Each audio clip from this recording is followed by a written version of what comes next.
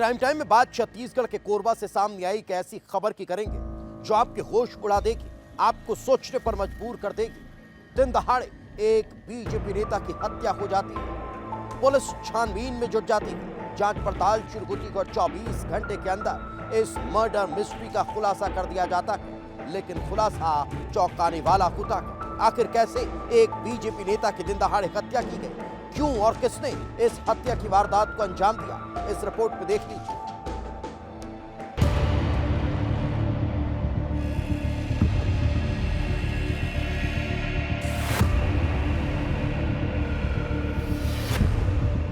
तारीख 23 दिसंबर, जगह कोरबा, छत्तीसगढ़।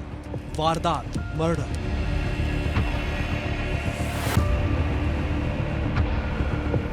कोरबा का केशलपुर। सुबह का वक्त था। केशलपुर में प्रधानमंत्री योजना के तहत सड़क का काम चल रहा था। बीजेपी नेता अक्षय गर्ग मजदूरों से मिल रहे थे। बीच में एक फोन आता है। अक्षय बात करता है। इसी दौरान अचानक एक सफेद रंग की कार आकर रुकती है। कार से 4 लोग बाहर निकलते हैं। अक्षय कुछ समझ पाता इसके पहले ही कार सवार उन बदमाशों ने चाकू और कुल्हाड़ी से हमला कर दिया। चारों तरफ हड़कंप मच गया।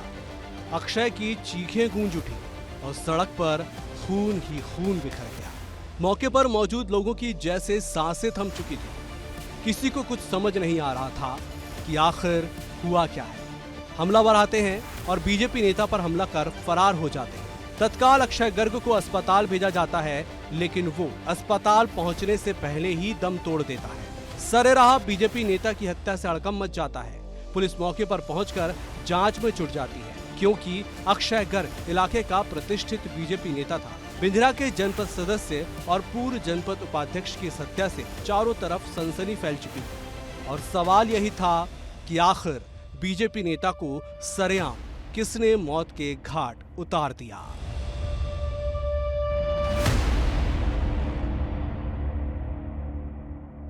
जहां इनके मजदूर रहते हैं, जिस जगह पे, वहाँ ये मजदूरों को लेने के लिए अपनी गाड़ी से आए हुए थे और उसी दौरान एक कार में कुछ लोग आए, जिसमें से 2 लोगों ने इनके ऊपर चाकू से और कुल्हाड़ी से, टंगिया जो होती है देहात में, उससे इनके ऊपर हमला किया। मोबाइल में फ़ोन लगा रहे थे, फिर वो का कहते हैं वह फ़ोन लगा के काट दी। फिर उसके बाद डिग्गी खोल के बाहर निकलत रही, सोचने टाइम आए के मार दिन। कितने लोग थे? 4।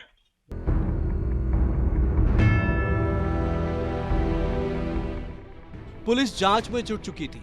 सवाल यही था कि आखिर अक्षय गर्ग की किससे दुश्मनी थी। क्या ये कोई आपसी रंजिश का नतीजा था? क्या ये ठेकेदारी से जुड़ा कोई मसला था, या फिर सरेआम खून किसी राजनीतिक रंजिश में तो नहीं बहा था?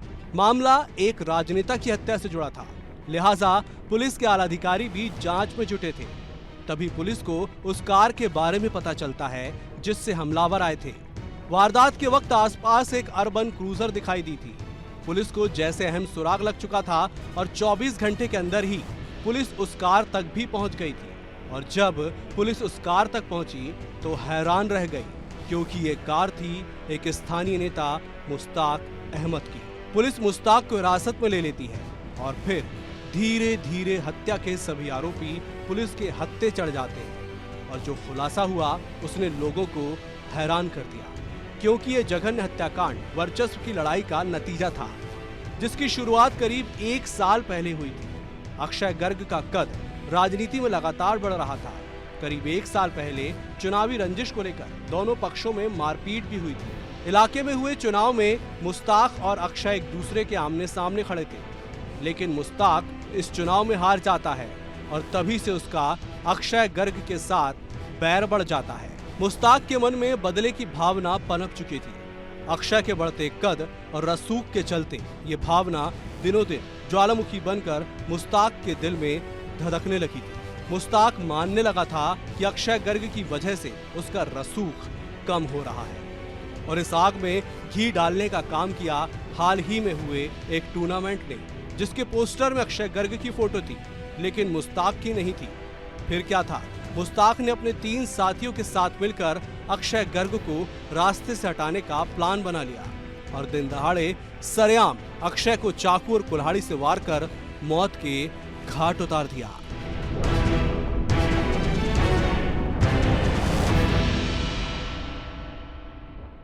अक्षय गर्ग जो कि रोड के ठेकेदार थे और एक बीडीसी मेंबर थे, उनकी अज्ञात हमलावरों ने टंगे और चाकू से हत्या कर दी थी।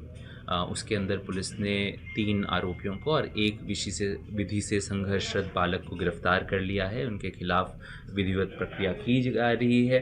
पुलिस ने घटना में प्रयुक्त वाहन, आला ज़रब जिसको हथियार बोलते हैं, और अन्य साक्ष्य हमने रिकवर कर लिया है।